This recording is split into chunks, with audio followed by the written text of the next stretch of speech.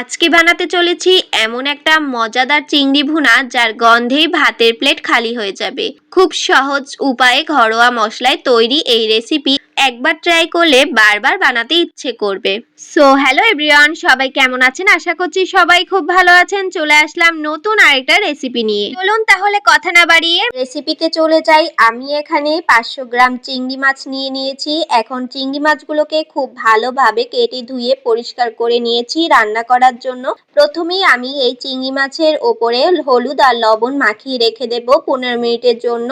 দেখতেই পাচ্ছেন আমি এখানে পরিমাণ মতো হলুদ আর লবণ দিয়ে খুব ভালোভাবে মাছগুলোকে মেখে রেখে দিচ্ছি।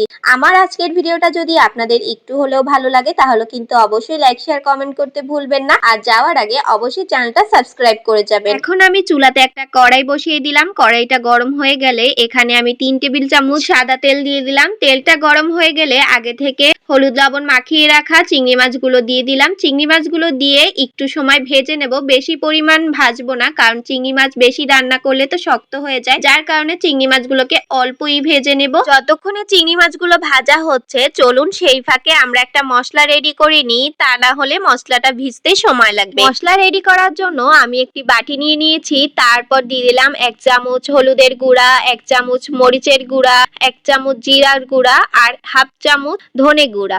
এইটুকু দিয়ে তারপর দিয়ে দিলাম লবণ পরিমাণ মতো। যেহেতু আমি আগে মাছের ভিতরে লবণ মাখিয়েছিলাম তাই বুঝে শুনে একটু লবণটা দিতে হবে। তারপর দিয়ে দিলাম আদা বাটা। তারপরে একটু জল দিয়ে মশলাটা গুলে রেখে দেব যাতে ভালোভাবে মশলাটা নরম হয়ে যায়। আপনারা চাইলে এখানে ধনে জিরে বাটাটাও ব্যবহার করতে পারেন। আমার জিরা গুঁড়া দিয়ে রান্না করতে বেশি ভালো লাগে তাই আমি জিরার গুঁড়াটা দিয়ে রান্না করছি, যার কারণে আমি আগে থেকে একটু ভিজিয়ে রাখলাম। আমার মশলাটা রেডি করা হয়ে গেছে। এসে দেখি মাছগুলো ভাজা হয়ে গেছে। এখন আমি মাছগুলোকে একটা বাটিতে তেল ছেঁকে তুলে নিলাম। তারপর ওই তেলের ভিতরে আমি বাকি রান্নাটা সারবো, যার কারণে ওই তেলের ভিতরে দিয়ে দিলাম দারচিনি আর এলাচি ফোড়ন।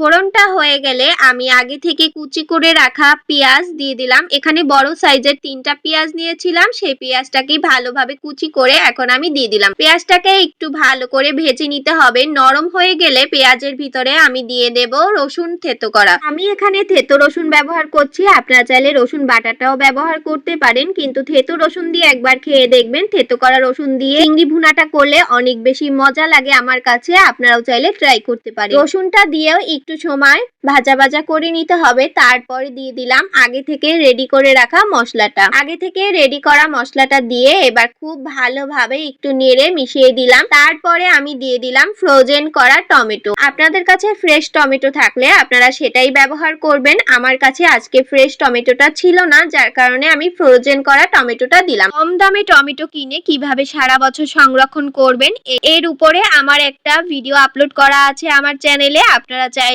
সেই ভিডিওটাও দেখতে পারেন। আমার ভিডিও ফলো করে যদি আপনারা টমেটো সংরক্ষণ করেন তাহলে আপনারা কম দামে টমেটো কিনে সারা বছর খেতে পারবেন। আমি এদিকে টমেটো দিয়ে খুব ভালোভাবে মশলাটা কষিয়ে নিচ্ছি। যেহেতু চিংড়ি মাছ বেশি রান্না করলে শক্ত হয়ে যায় তাই চিংড়ি মাছ দিয়ে বেশিক্ষণ কষানো যাবে না, যার কারণে চিংড়ি মাছের মশলাটা আগেই আমি খুব ভালোভাবে বেশি সময় নিয়ে কষিয়ে নিলাম। এরপরে মশলাটা যেই কষানো হয়ে গেছে, তেল বেরিয়ে গেছে, তারপরে দিয়ে দিলাম আগে থেকে ভেজে রাখা চিংড়ি মাছ। আগে থেকে ভেজে রাখা চিংড়ি মাছ দিয়ে বেশি সময় কষানো যাবে না, একটু সময় কষিয়ে তারপরে 1 কাপ পরিমাণে জল দিয়ে দিলাম ঝোলের জন্য। এবার এই অল্প জলের ভিতরেই মাছটা রান্না করে নেব।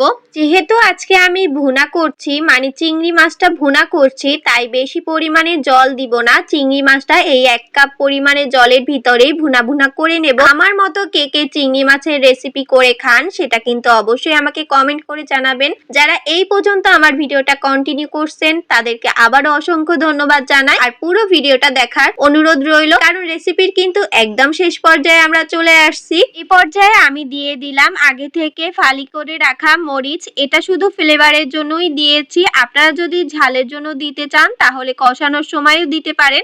আমি যেহেতু এটা ফ্লেভারের জন্য দিয়েছি যার কারণে শেষ পর্যায়ে দিলাম। চামড়িচগুলো দিয়ে একটু নেড়ে তারপরে দিলাম গরম মশলা গুঁড়া। এখানে আমি হাফ চামচ গরম মশলা গুঁড়া দিয়েছি। গরম মশলা গুঁড়া দিয়ে একটু মিশিয়ে আমি অল্প আঁচে মিনিট 1 মতো ফুটিয়ে নেব। আমার কিন্তু রান্না একদম কমপ্লিট। দেখুন কতটা লোভনীয় হয়েছে। এখন আমি চিংড়ি ভুনাটা পরিবেশন করে নেব। আজকের মতো তাহলে এখানেই বিদায় নিচ্ছি।